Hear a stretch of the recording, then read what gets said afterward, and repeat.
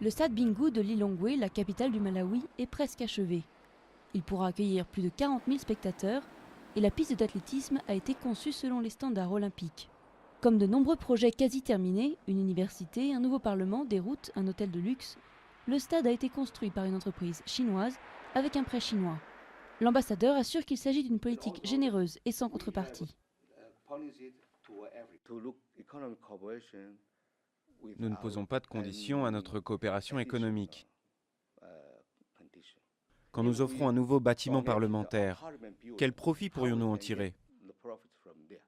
Depuis que le Malawi a rompu ses relations diplomatiques avec Taïwan en 2007, la Chine y a financé énormément d'infrastructures. Rien qu'au mois d'octobre, Pékin a injecté 1,5 milliard de dollars dans l'économie malawite.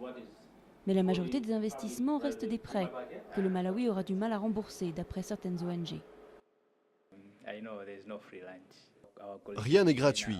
Je suis sûr que nos collègues chinois ont fait leurs calculs et qu'ils tirent des bénéfices de tous les pays où ils vont. En Afrique aussi, ils savent ce qu'ils veulent. Il y a un énorme marché pour leurs produits sur le continent. Il y a un énorme potentiel pour développer leur économie. Les entreprises chinoises qui construisent les infrastructures emploient majoritairement la main-d'œuvre locale, comme Evans, qui a travaillé pendant 2 ans sur le chantier du stade.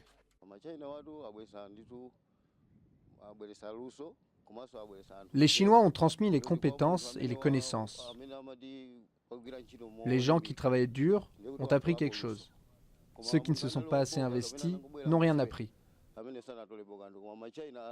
Ceux qui ont acquis des compétences travaillent aujourd'hui dans le bâtiment ou dans l'acier. Les Chinois ont apporté du développement concret.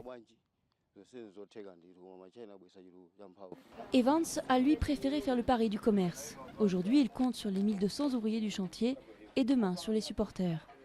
Le gouvernement malawite aura lui 20 ans pour rembourser à la Chine les 90 millions de dollars prêtés pour cet immense stade.